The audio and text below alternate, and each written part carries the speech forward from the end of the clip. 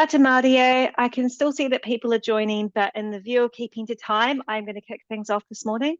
Welcome to this webinar with MFE and looking at the Waste Minimisation Fund. I'm just going to start with a karakia. Tu taua mai I runga, tu taua mai I raro, tu taua mai I roto, tu taua mai I waho. Kia tau au te mori tū, te mori ore ki te katoa. Haumie, huie, tai kie. Kia ora, welcome. My name is Fiona Levin from Wastemans, and I'm very happy to have along today three of our colleagues from MFE to talk about the Waste Minimisation Fund. I'm going to pass things over to them very shortly, but just a few housekeeping things. If you have any questions as we go, please feel free to put them into the Q&A. MFE will endeavour to get to as many questions as they can at the end of the webinar. If, however, we don't get to your question, any questions specifically relating to a specific application that you need to get hold of, there will be an email address that you can contact afterwards, after the event. We'll also be distributing the recording of this webinar to everyone who registered. So please feel free also to watch again as well if you didn't catch something, but you think it might have been answered. All right, so joining us today, we have Ella Van Gogh, who's got herself on her camera off. There she is. Ella will be facilitating the Q&A at the end of things, so welcome, Ella. We also have presenting Linden and Mary, so I'm just going to give a little bit of a bio about Linden and Mary. Linden MacManus is the Senior Investment Manager at Waste Investments. Linden has worked in the Waste Investment team at the Ministry for over 5 years across all aspects of waste minimisation funding. Linden has a background in working for central and local government, volunteering with charitable organisations, and is based in Whakaoriori, Masterton. I hope I said that one right. And Mary Hahm is the team leader. Mary has worked in the Waste Investments team at the Ministry for 3.5 years working across waste minimisation funding, portfolio management and delivery design. Mary has a background in law, environmental policy and operational management and is based in Tamaki Makaurau, Auckland. So welcome all of you, and I'll pass over to Linden, I think, first up. Thank you. Oh, thanks, Fiona. Kia ora koutou. Welcome to the session. Thank you for joining, and thank you to Wastemans for organising this. This is really awesome for us to get to present this to you. Okay, we'll get going. So in this presentation, what we'll be doing is just a little bit of a brief introduction to the Waste Minimisation Fund. We'll let you know what has changed since we last reopened in 2022, what is eligible, what are our investment signals, how to apply, and at the end we'll go through some questions and answers. So the Waste Minimisation Fund, or abbreviated as WMF, was established in 2010 to redistribute funding from the waste levy. So since then, over the last 14 years, we've also had a brief run of the Plastics Innovation Fund. We've awarded 367 projects, a total of over 229 million in funding. And the estimated waste diversion from the 2022 to 23 round is over 220 tonnes per year. And this equates to roughly just under 75,000 tonnes of emissions reduced per year. So as usual, our focus is on boosting Aotearoa New Zealand's performance in waste minimisation. We closed since the 1st of July this year to reset, and we reopened just a couple of weeks ago on the 22nd of October. So what are we doing differently this time? So you might remember in 2022, we revamped our processes and moved from an annual funding round during May to an always open round, and we just increased a bit of our application assistance along the way where you could come and talk to us about a project idea. So we've had some more feedback on that. A lot of people appreciate the chance to have a chat with us and to talk through their project. So we're keeping that. But we did get some feedback to simplify and speed up our process because it was taking quite long to get through the various stages. So to achieve this, we've removed the expression of interest stage, which was taking between 3 to 4 months, and we've replaced it with a streamlined inquiry stage, which should take no longer than 3 to 4 weeks. Based on the information you submit at inquiry stage, we might invite you for a face-to-face online hui to discuss your project in more detail to see if you can proceed with a full application. And some of the reasons why we've done that is based on some surveys, we were seeing that people were spending quite a lot of time on the expression of interest, upwards of 15, an average of 15 plus hours on the form. So the inquiry stage is 5 to 6 questions that are really simple to answer. They come in and we'll assess that and just get a good idea of whether it's worthwhile for you to put in the time to put in a full application or not. The Plastics Innovation Fund, this was a short-term initiative to boost plastic waste minimisation that was launched in 2021. Over that time, it received 135 expressions of interest and funded 26 projects to a value of about 27 million. So the Plastics Innovation Fund has now been closed and will return to funding plastic waste minimisation through the WMF.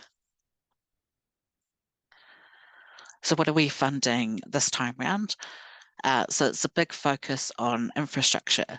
So infrastructure that supports the diversion of priority materials from landfill through improved sorting, separation, resource recovery and processing. And the priority materials are construction and demolition, or C&D waste, particularly timber, plasterboard, anything organic, and construction and demolition related plastics such as building wrap. Organic waste remains a key priority to help us achieve our emissions reductions. So that's food and green waste, paper and cardboard. And with the closure of the Plastics Innovation Fund, we'll be focusing this time around on plastics 1, 2 and 5 and coloured PET, farm plastics and soft plastics. So we have increased the minimum grant sizes. Part of this is we've had a strong call from this government to focus on impact and scale. And we also did some analysis of the types of expressions of interest and applications we were receiving since we had reopened in 2022. And I found a lot of the smaller value projects weren't getting through anyway, just not being competitive on that impact and scale that we've been looking for. So we have increased for research and development, feasibility, business case or innovation type projects. The minimum funding threshold is $100,000. For all other project types, so that's particularly your infrastructure projects, the minimum is $250,000 for those project types. So we do have a co-funding model. As a guideline, if it's a commercial proposal, may fund up to 40% of the total project costs. For more community-based projects with a strong benefit to the public, would be looking at up to 50% co-funding. And in exceptional cases, we may contribute up to 75% co-funding. And what are the types of projects that we're looking for? So we're looking at new and upgraded resource recovery centres and transfer stations, C&D sorting facilities, particularly for timber, plasterboard, timber processing facilities, organics processing facilities, and that's all types of organic processing, anaerobic digestion, vermiculture, insect farming, compost, etc.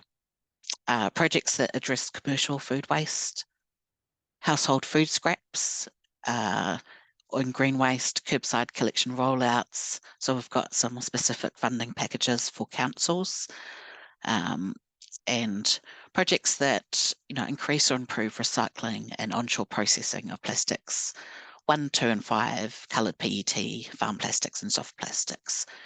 And we'll also look at feasibility studies and business cases to deliver on these priorities. So there's a lot of different organic waste processing options out there. Some of the things that we've funded since in the 2022-23 round has been insect farming, so some black soldier fly, organic waste processing. We've also funded some shredders up in the Hawke's Bay to help with the cyclone slash that was slash and debris that was around there. So that's helped mulch some of that into compost and other kind of useful things like that. So there's all sorts of, and as well as quite large scale organic waste processing operations. And resource recovery infrastructure, we do have a strong focus on the timber side of it because it's not only is C&D waste quite a large proportion of the waste that goes to landfill, also the timber side of it has a lot of emissions as well, so we can get the reductions there. So we've funded like a transfer station to get some covered sheds and skip bins, which helps them kind of sort out, gives them some space to sort out the wood and glass panels and pipes and things like that that can then be diverted from landfill. We often get the question about waste to energy proposals. In general, they're not what we're looking for. It's not a priority for us at this time. If it's anaerobic digestion, yes, that's something we'll be looking at for emissions reductions. We will consider it for timber, particularly, but there might be just some wider consideration about treated timber because we need to make sure that's done in a safe and appropriate manner. Waste to energy for municipal solid waste or plastics is not something that we'll be looking at funding.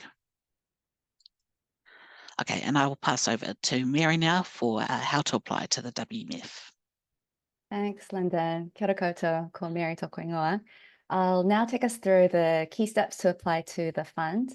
So looking at our minimum requirements and alignment with priorities, before starting, first check your project meets our eligibility criteria against the gazetted criteria and ensure your project is aligned with our investment signals. To highlight some of the key requirements, all projects must meet the additionality test. This means that the project must be either a new initiative or a significant expansion of existing activities, demonstrating that the project may not have gone ahead without WMF funding. This may also include the setting up of a new organization or business as part of the project. Funding will also not be eligible for ongoing financial support or running costs of existing operations. As Linden mentioned earlier about the increased thresholds of the minimum grant size, it will be important to pay attention to those figures. So just as a reminder, for feasibility or scoping studies, the minimum grant size is 100,000. And for all other project types, it is now 250,000. Finally, you must also have co-funding secured for your project. This can be cash contribution by the applicant organization, third-party co-funding, or any other financing mechanisms. While we do recognize the important mahi and the contributions of funding in kind, such as volunteers, we will not be accepting funding in kind contributions to form part of your co-funding of a project. Next slide, please. So once you have checked that your project meets our eligibility criteria, as well as our investment priorities, your next step will be to submit a short inquiry form. You will be able to access the link to the inquiry form on our website, as well as within these slides, which we will share with you after the session. So to access the online form, there is a two-step verification process, including RealMe and the funds management system FMS login. While this does sound a little daunting, if you have any issues connecting, please do get in touch with any member of the team who will happily support you to help get you set up into the system. The key thing to note here is that once you are ready to submit an inquiry form, once you click on the link, you will be first directed to the RealMe page. From there, you may either use your personal RealMe account or your business RealMe account. And once you have successfully logged in through the RealMe login page, you will then automatically be redirected back to our funds management system FMS login page. And if you have applied to us before, you may use your previous login details, your previous FMS login details.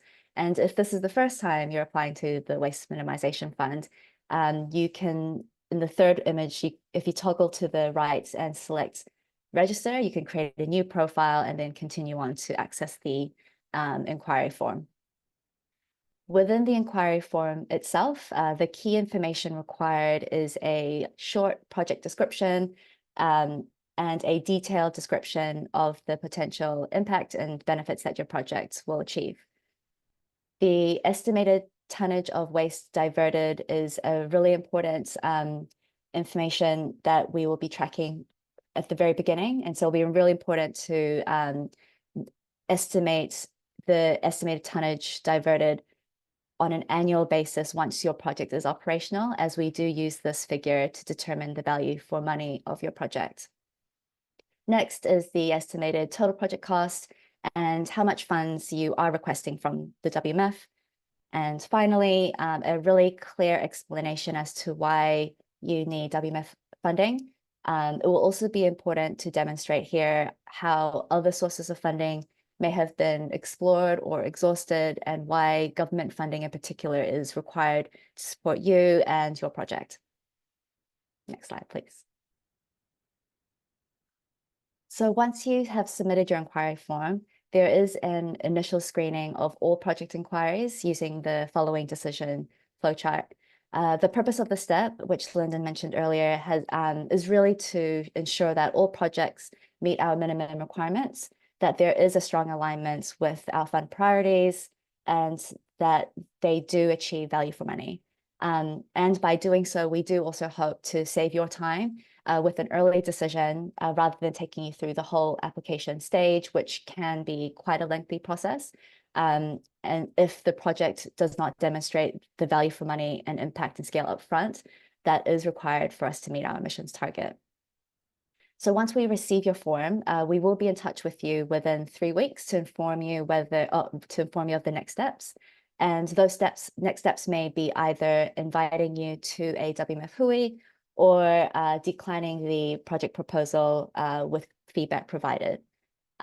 Just to spend a little time on the decision flowchart itself, looking at the flowchart, you can see that there are 6 key focus areas that informs our decision to invite you to a WMF Hui. The first box at the top and our very first consideration would be the waste diversion impact. And that is our main mandate to promote or achieve waste diversion from landfill.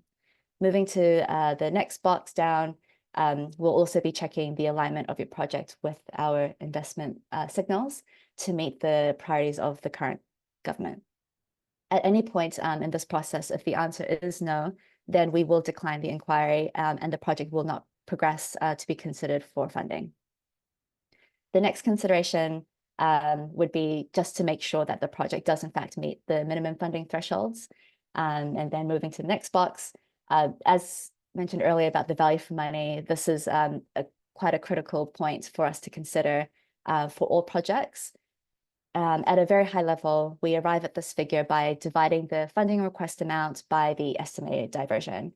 While we are aiming for projects with a diversion rate less than $1,000 per ton, we are mindful for a range of different material types and projects and their respective diversion rates as well. And just for additional added context, the average diversion rate we have been seeing in projects we have recently funded, they have been around $400 per ton. Moving to the right side of the box, if a project may not achieve the desired diversion impact, we would also consider other strategic aspects of the project. For example, if it is a business case or a feasibility study, possibly looking at other innovation aspects that there aren't clear, direct, tangible diversion within the project, but it is anticipated once commercialized or in operations, that would also be considered, as well as whether the project itself provides benefit or support for an isolated or under-resourced region or community in the country. And finally, we consider the investment readiness of the project and the organization as well. This includes the content or quality of the information provided, or the applicant's industry or subject matter expertise.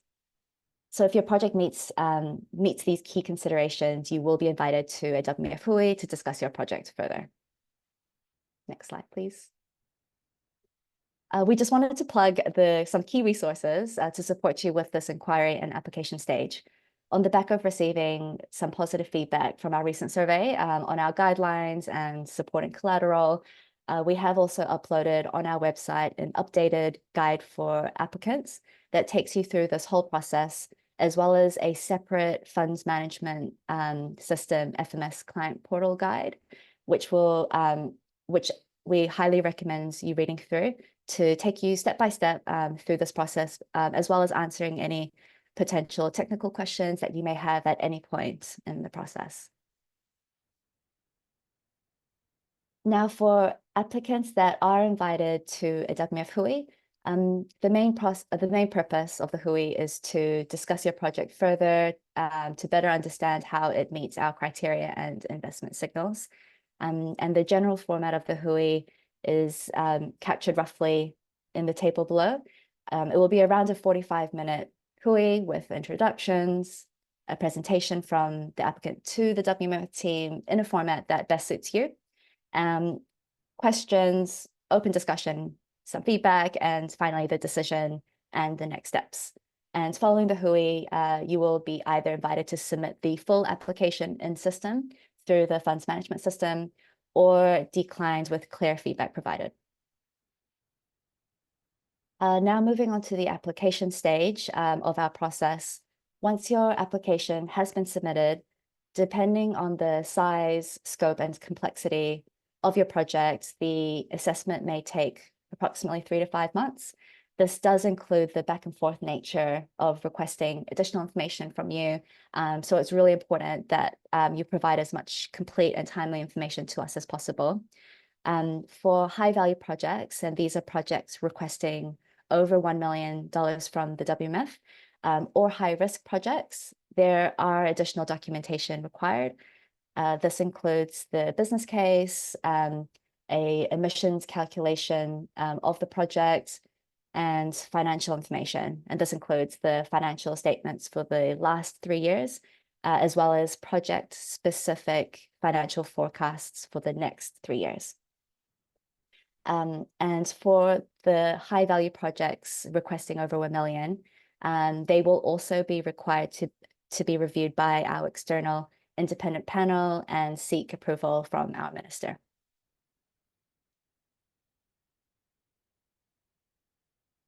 For those that have been successful and receive an award of funding, you will then enter the next stage, which will be the contracting stage. The main purpose of the stage is really to finalize your project plan, your budget, as well as any other special terms that may form part of your final deed of funding with us. Most projects will be required to undergo external due diligence. However, we have implemented a streamlined process for councils where they are exempt from any external due diligence, and any projects requesting under 200,000, they will not be required to undergo the internal legal review step as well. So taking a step back and looking at the entire funds process overview, you can see that we do expect the end-to-end application process to take approximately 3 to 5 months, and then the contracting stage to also take around the same amount of time.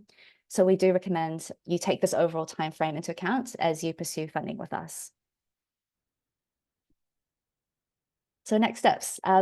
We do hope that this has been helpful to understand the WMF's current priorities, what has changed and the drivers for those changes, and a brief overview of how to apply and the specific steps in the application process.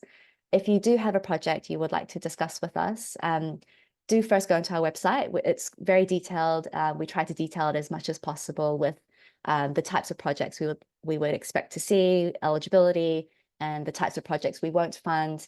And in the website, we also have the link to the short inquiry form as well. And so if you check your eligibility first and your alignments, then we encourage you to submit a form, and we can go from there to determine next steps.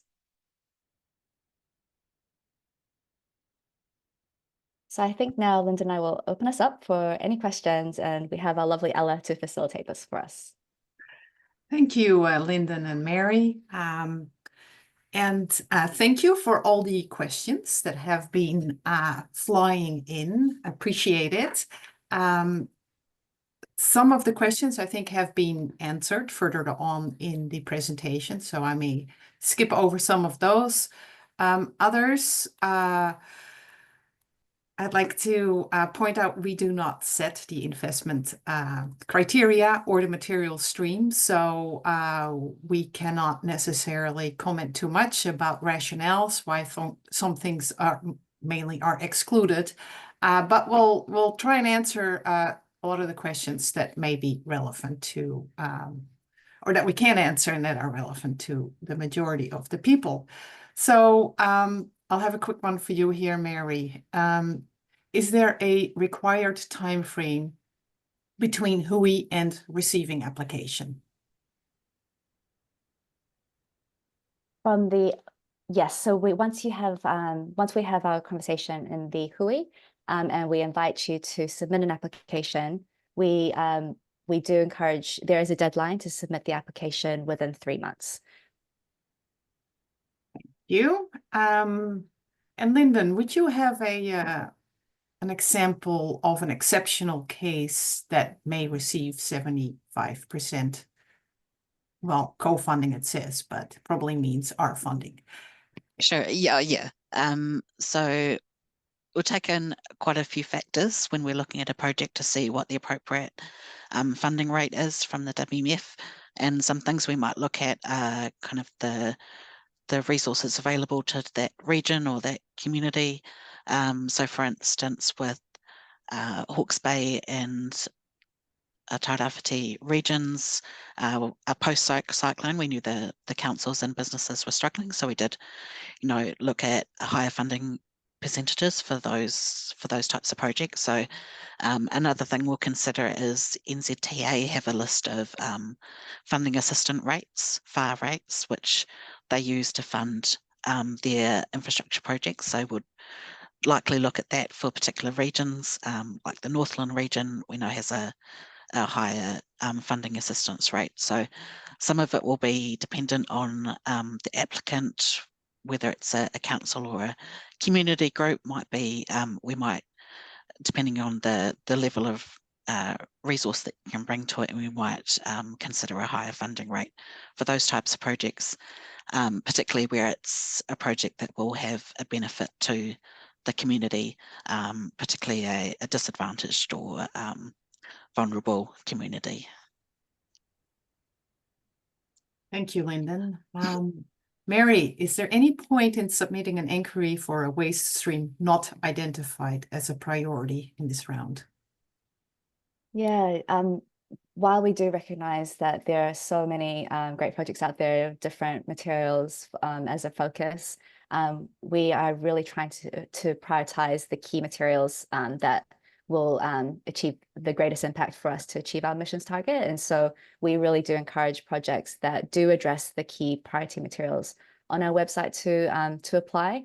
But if you do find that, let's say you directly do meet the signal around the infrastructure, so there's some priority materials, and then there are other ancillary materials that's part of the project, where there's quite a range of different materials as part of your project, then we would like to hear from you, but we do require the project to at least address one of the key priority materials.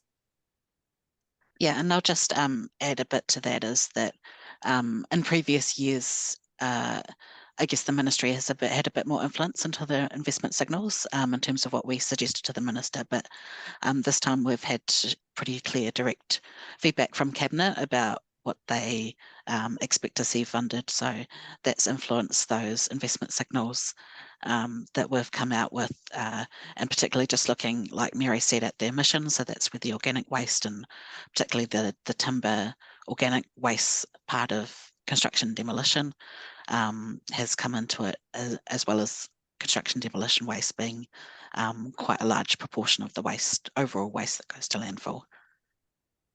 Thanks, Linden. Actually, that leads me to add another question. What is the time frame and process for setting investment priorities? Could the priorities change at any time, or is this an annual process? Yeah, generally it's been an annual process or every 1 to 2 years. But that being said, I mean, it does depend on what direction the government wants to go in. So we follow on from their direction. And I think there was another question there about, can a minister still initiate a project? So yes, a minister under the Waste Minimisation Act, Section 38, the minister can initiate award funding to any project that achieves or promotes waste minimisation. So you can still send some correspondence to the minister or meet with her to request that. And that's still a route that you can go through if you particularly feel that your project is outside of the investment signals, but you'd still like to have it considered. And just for clarity, that's the Minister for the Environment. Minister for the Environment, so that's the Honourable Penny Simmons. Okay. Mary, does a council share of waste levy count as co-funding? I might jump in to that question because I've just been dealing with that with a few other councils that have asked, and it's a bit slightly complicated. So it's not for the WMF's purposes. We wouldn't have a problem with that, but it does depend on whether use of that waste, the council's portion of the waste levy, is in your WMMP. If it's not in your WMMP, then you can't use it for any purpose that's not in the WMMP as well. And there are some, we would suggest that you get seek legal advice on what you can and can't use the waste levy for, because the ministry can't provide that advice to you. So you need to consider that the potential for that investment to be, is it strictly for the purposes of waste minimisation? Is there potential for it to go outside of that? So that's something that you'd need to get some specific legal advice on. But for our purposes, if it was in your WMMP and you were satisfied that it would achieve waste minimisation, then yes, you could use your portion of the waste levy. Thank you. Will there be any consideration of supporting the development of product stewardship schemes? Yeah. Oh, you go, Mary. Oh, oh no, just was going to say that the regulated product stewardship schemes are still a cabinet priority, and that was also signalled by our minister earlier this year in terms of ongoing support of that. In addition to the very clear set of priority materials that we have listed on our website, we would still be open to looking to support projects of the 6 declared priority products, and same process though. So submitting an inquiry form, and then from there we can discuss further. But we are still supporting product stewardship schemes, particularly as they are more largely a key priority for the ministry as well. Thank you. Is the WMF for physical infrastructure only? How about digital infrastructure that enables waste diversion from landfill? Interesting question.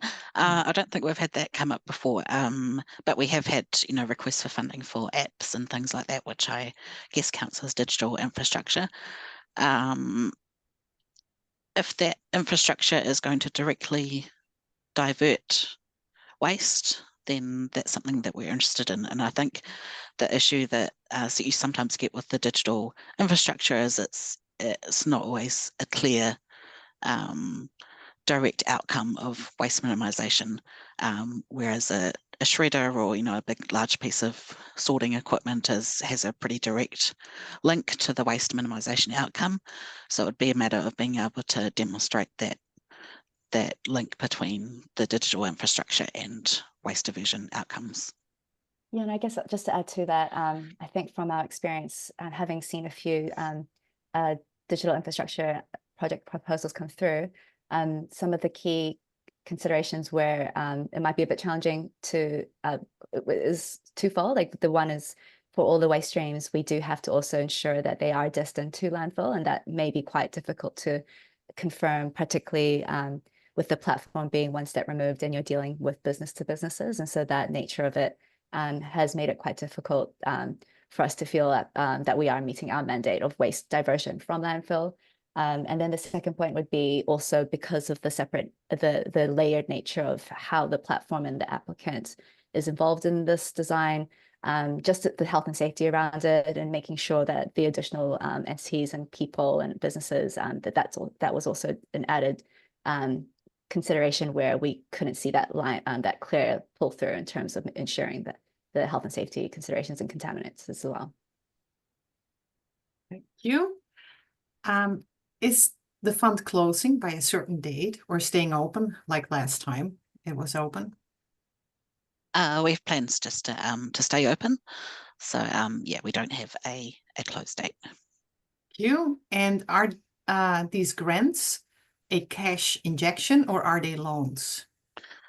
They are grants. So we generally do retrospective funding. So what might happen is if you're awarded funding, then we work through the contracting stage with you and develop a project plan which will have milestones, and we'll have specific payments on delivery of each milestone. At this stage, we don't fund via loans. But that may be something that we may consider in the future, just to bring us in line with other government funding. But at this stage, it's grants, and that's payment is via milestone delivery. Thank you. And Mary, is there a first in, first served basis, or will all projects that meet the criteria receive funding? Yeah, first come, first serve, but also guided by you in terms of your timeframes and pulling together the information. Sometimes we do see once we invite you to submit an application, everybody's at a different stage in their process or their design or their procurement or scoping. And so it really is guided by your timeframes as well. But we do try and hear each project as they come through and progress them accordingly as well. Thank you. How much due diligence is expected when you submit the initial questionnaire regarding project's cost and waste diverted? Not quite sure I understand exactly what that means, but I guess like if when you do the first inquiry, you'd want to be able to demonstrate that those waste diversion targets are achievable. You know, and it would need to we have a lot of other projects either that come in via applications that were funded that we can compare them to, so they'd need to kind of be within the results that we've seen before. We might question things that are outliers that perhaps have been ambitiously the targets have been ambitiously determined. So yeah, so we would take everything on a case-by-case basis just to see, you know, does that type of investment make sense, that it would lead to those outcomes? You know, if it does, then at that stage would take it on face value. But if it seemed like it was a bit of an outlier, we might question and want a bit more information at inquiry stage.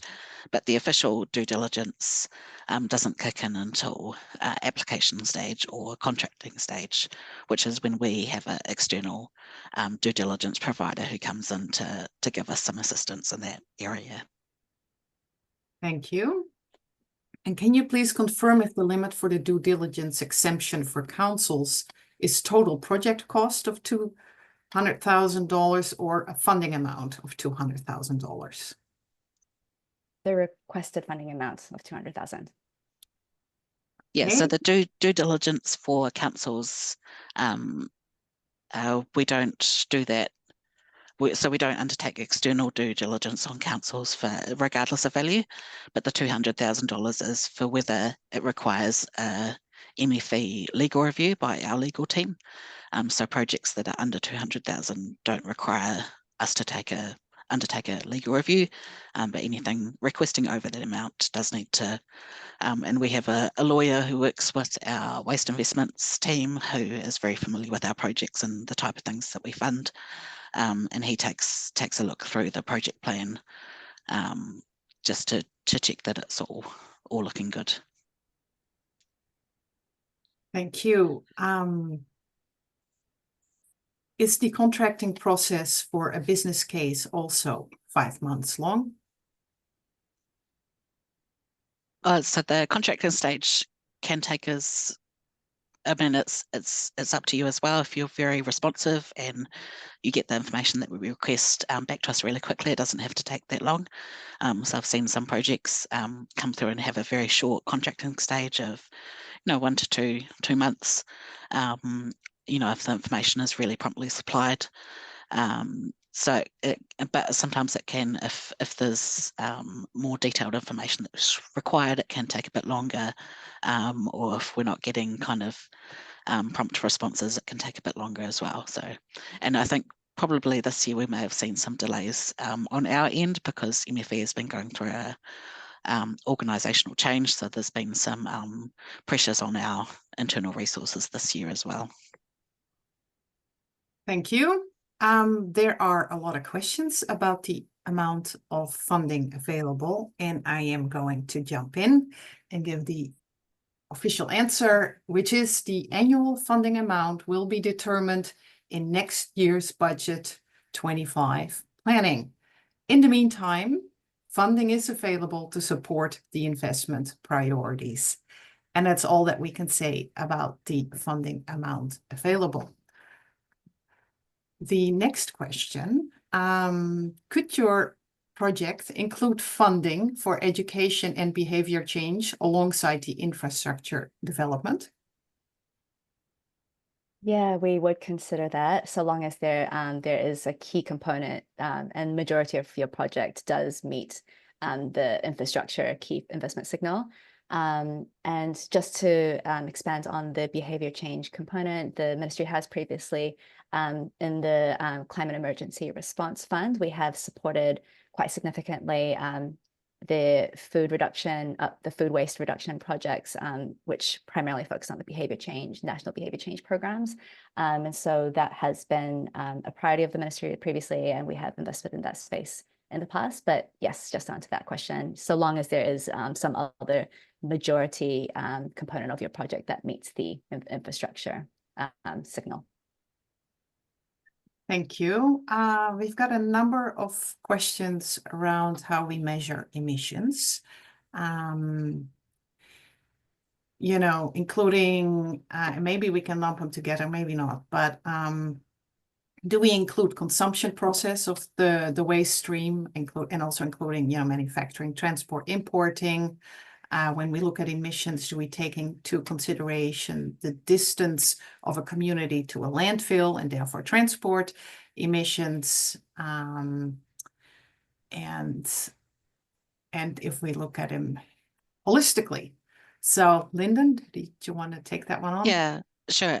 Some of it will depend on the value of funding that you're requesting. So for lower value projects, it's unlikely that would want extensive, emissions reduction calculations. But if you're requesting over $1 million, then we'd like to see a bit more kind of detail in there. We do have some guidelines on the MFE website about how to measure emissions, and you can include those other factors, such as transport emissions and things like that, into your calculations. But on a general basis, I guess when we're assessing applications, we would use we don't, when we're just kind of doing our first pass through, would be looking more at the type of technology being used, whether it was anaerobic digestion or composting or other means, and we have that gives us emissions factor that we can use times the tonnage of waste being diverted. So we use a relatively simple one in our calculations, but you're more than welcome, particularly for those high value projects, to do your own emissions calculations, and you can include other factors that are relevant. Yeah, just Thanks, to Linden. expand on that, I think when we send the slides, we can also send that link to that guide, which is the Measuring Emissions Guide MEG, where that can help you just identify the specific emissions factors for different materials and whatnot. But also to add to that, for the higher value projects, where we did mention that there is that additional requirement for the emissions calculation, we do look at that quite holistically, and that can include the embodied carbons that I think the question mentions around the manufacturing, the source of, the transportation of, and the related consumption as well. And so for the high value projects, would really recommend to look at that quite holistically, the embodied carbon, the entire journey and materials flow of the specified or specific materials of the project. Thanks. Waste to energy is not supported. What about waste to feedstock? I'm not sure what exactly that's referring to. I'm wondering if that's towards, I think this would also link back to whether the material has been destined to landfill initially, and that sometimes we have seen materials that were initially feedstock and then used for possibly another processing method. Yeah, that's a good question. Yeah, might have to get you to whoever asked that just to perhaps email us. Yeah. And it can ask you a bit more detail about just what actually you meant by that.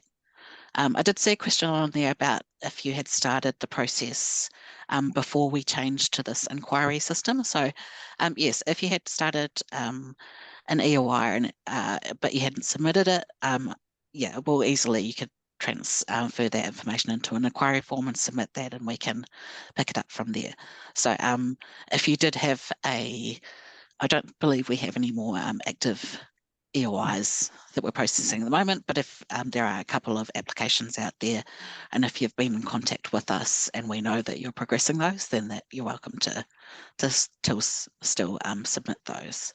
But in general, if you haven't submitted anything, if you just transfer your information into the inquiry form, we can start from there. Thank you. If we're at the pre-design stage of a large upgrade, is it worth putting in an inquiry now or wait until we have more details available? I think you need to have enough detail in order to know kind of the amount of funding that you're looking at, the total costs, and to have those kind of things considered. So I would suggest making an inquiry and talk to us, and we can see exactly where you're at, and you know how long your timeframes are in order to see whether we can work in to start an application with us yet or not. And if we don't think it's ready yet, we can always give you time to kind of come back to us when you have specific information sorted. Yeah, I guess key recommendation here would be if you are quite early on in the journey for whatever your project may be, looking at that decision flowchart and the 6 key areas where one of the key considerations that we do have is that investment readiness. And if you do feel that even if you're quite early on, that you do have enough information to answer the diversion impacts, value, and other key areas that inform us to invite you to the next step, then absolutely, we would like to hear more. Thank you. Is CapEx funding allowed or WMF funding? Yes. So we can fund OPEX or CapEx. So, but we would prefer, I guess, to fund capital assets, but we fund operating costs as well if it's relating to the specific project. So we can't fund your usual BAU costs that you have, but if you have project specific costs, we can fund those. Thank you. There was a question there about if there was any update on the use of the waste levy for climate emergency response. So I can give a little bit of an update, which is that it's not, we don't have anything to publish yet, but we are working at pace to just determine what kind of funding will be available in terms of climate emergencies, because these are happening more frequently.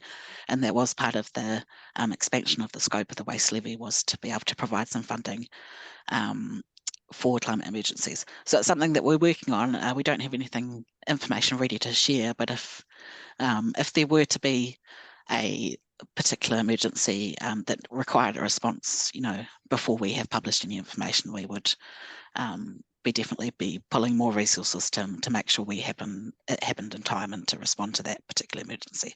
So we don't have any information yet, but it is being worked on, and it is, and it will happen in the future. Thanks, Linden.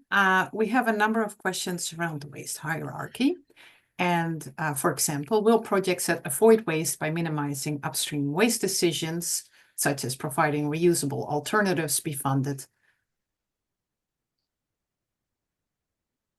Yes, so the waste hierarchy is still important. So we're still looking at solutions that are higher up the waste hierarchy. We do have, I guess what Cabinet has said is that they would like to see a certain proportion, 70 to 80% of the Waste Minimisation Fund spent on infrastructure. So we have a little bit of flex in the rest of the funding to fund some of these projects that are higher up the waste hierarchy. But you still need to be able to demonstrate those diversion outcomes that would result from, or not diversion, but the outcomes that would result from that project. Thank you. I have a couple of questions around the council packages. We've been talking with a lot of the councils, all councils, over the last 2 years. Please email us for the links to the presentations we've done on that and for specific guidance on those, and then we can provide those to those councils.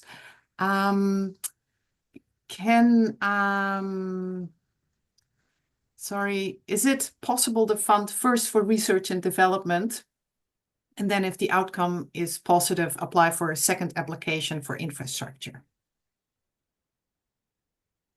Yes, you can do that. So, so the first project would be under our feasibility or research and development project type. So, so we'd have a minimum funding request of $100,000 for that, and then if based on that, if there's some good evidence to move forward with a larger infrastructure type project, then you can discuss with us putting in an application for the second stage. Thank you. Can you explain your landfill parameters? Where does private landfill, e.g. farm fills, fit into achieving waste diversion from those unmonitored sites? Interesting question. I'm not sure if I have the specific answer for that, because probably more of a compliance question for our compliance team. But in general, we say, when we say waste diversion from landfill, we mean kind of anything that's going to a landfill. So say sometimes if a waste stream such as excess, fruit or veggies is going to feedstock instead, we would say that's not being diverted from landfill. If you want to do something different with that, then because it's already being going to another source that's not landfill. And also, I guess with grape mark, which often gets land spread instead, it doesn't go to landfill, it just kind of gets left to decompose on land. That again is not diversion from landfill because it's not going there. So I don't I don't recall in previous years that we've specified which type of landfill it has to be diverted from. But yeah, any questions about kind of the landfill types and levies and that, we can put you in touch with our compliance team who could give you some more specific information on that. Thanks. And is a consented clean fill site considered a landfill? don't know if I have the landfill expertise to answer that question. I'm sorry. We I might have think to it- come I back think it to you on does. that one. Yeah. I think it does, yes. Can two applications be made for different things in a 12-month period? Yes, they can. You just need to be mindful of your own resources, just noting that it can take a fair amount of resources just for the application process and also then to engage the project. So you just need to make sure that you have adequate resources to do both of those applications. Thank you. What's happening in regards to WMF engagement with Hapu Iwi and Hapori Maori and fairer allocation of the fund to Maori waste minimization projects? Wow. As I said, Ministry has been going through a kind of organisational change this year, and we did have a very lovely specific engagement advisor, Ella, in that role, who led a lot of that engagement with iwi and Māori. But unfortunately, that role has been disestablished, so we no longer have a specific engagement role, which means we're back to the drawing board a bit. So we're still have engagement with Māori as a high priority, but it's just we're going to have to rethink how we approach that and how we resource that, because we do know, like, historically we have had quite low funding rates to Māori applicants. So it's yeah, so it's a challenge that we're working on at the moment, but yeah, has been a bit of a challenge lately, just with that specific engagement role being disestablished. Yeah, and I was just going to add to that, I guess at the organizational level as well, as part of, like Linden mentioned, we the organizational change that we've been through, as well as the direction of the current government, it is still important to the WMF team and the Waste Investments team. And we have looked at how we can still make sure that we are looking at the specific areas of projects where they are still being co-designed with or have a significant impact for Māori communities, or specific partnerships with Hapu and iwi as well. And so within the small ways that we can still prioritize, we have tried, and that hopefully will come through for those who do progress to the application stage. We have asked those specific questions, and we will be assessing projects accordingly on that basis too. Thank you. And maybe as a last comment, part of our redesign of our process here was also based on feedback from a lot of our Māori applicants. We have time for one more question. And it's going to be about co-funding. When you apply for the feasibility phase funding, do you already need to show that you have co-funding secured for the commercial rollout, which is really hard to secure during the research phase, or can you show that you have co-funding for the first phase only? Yeah, I can try to answer that one.